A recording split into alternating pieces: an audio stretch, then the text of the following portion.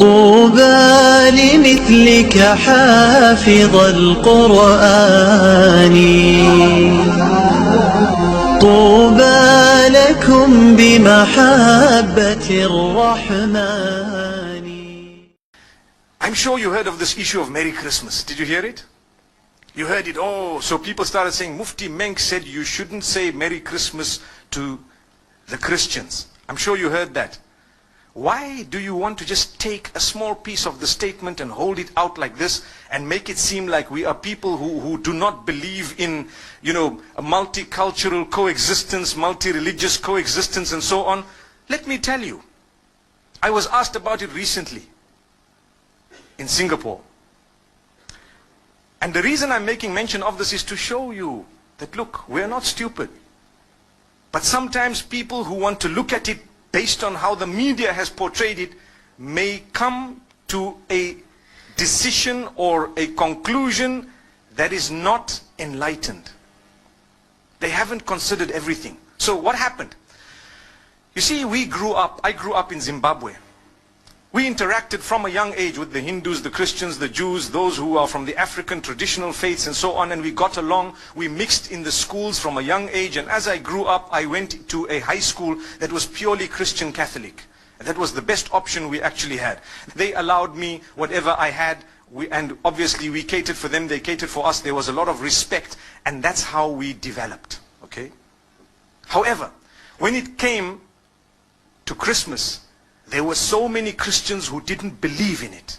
They said, no ways, this is wrong. I recall a young boy, I even know his name, and he was with me. He didn't used to like to participate in religious studies because he belonged to a certain sect of Christianity. And he used to say, these guys don't know what they're talking about because X, Y, and Z, and he gave his reasons. That's not the topic today. But there are Christians who don't believe in Christmas. They don't participate in it. Is there anything wrong if they don't believe in Christmas, Christians? There's nothing wrong. They didn't participate in it. There's nothing wrong.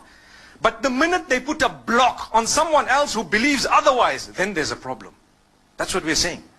So the question you have to ask yourself, did you stop people from celebrating what they want? No. Did you ban them? No. Did you disallow them? Did you spread hatred against them? No. All you said is, lakum dinukum waliya din. You have your faith and I have mine. So as we grew up, there were a few Hindus who were with me at school. One of them used to eat beef. And I asked him, I said, how come you eat beef? Isn't this supposed to be one of the gods that you consider, a god with respect to them, with due respect to them? But he says, no, this is a special beef. I didn't understand that, but it was just that, okay, I'm not such a strict Hindu. That's what it meant. There were other Hindus who would tell him, listen, you are wrong. There were other Hindus who told him you are wrong. And there were other Hindus who tried to correct him. But he kept on eating it. And then, when it came to Eid al-Adha of the Muslimin, they would never congratulate us. Why? Because we are sacrificing or slaughtering their God, so to speak. We never ever felt bad. Don't expect, and please don't expect a Hindu to tell you Eid Mubarak at Eid al-Adha. Respect them and understand that what you are doing is blasphemous to them, but they've allowed you to continue. It doesn't mean they hate or they are intolerant. It just means that they believe differently and they have a separate system of belief, and it would be insulting to them to actually come onto this side here and tell you, look, as much as you're cutting my God, but well done, welcome, enjoy it, enjoy that. You don't expect it. Come on, use your brain.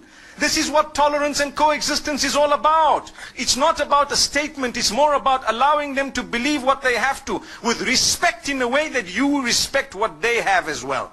But you don't shove your opinion down the throats of others. Just like now, in the Western world, they are banning you from covering your hair in some countries.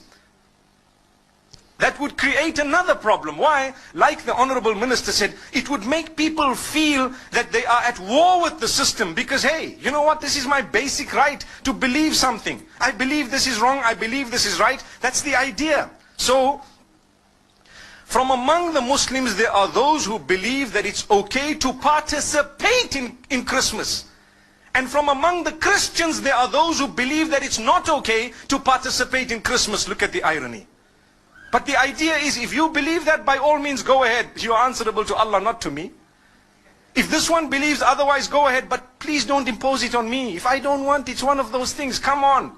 You know, live and let live. Today, the problem is with all parties. We believe we are the only ones who are right. So we want to shove our opinions down the throats of the rest of the world. If not, they are the problem, they are the terrorists, they are the issue, they are this, that. Watch out. The words you are using will be used against you as well.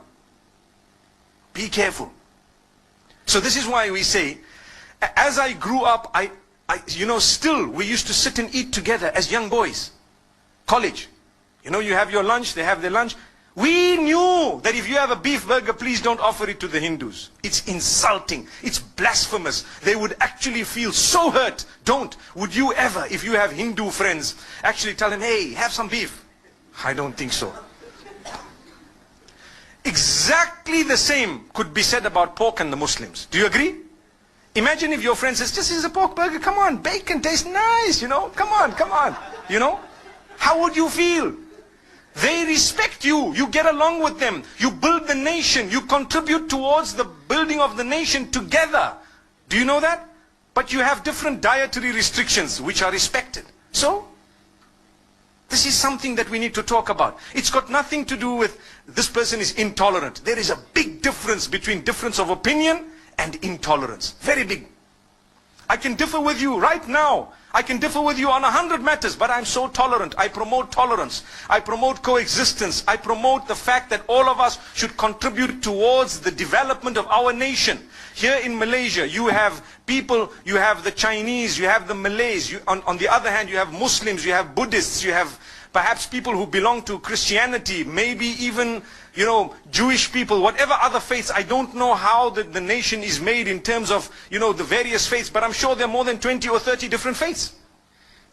Look at the civil service. You will have people belonging to every race and to every religion, and they are serving the nation. That's what they're doing. What are they doing? Serving the nation.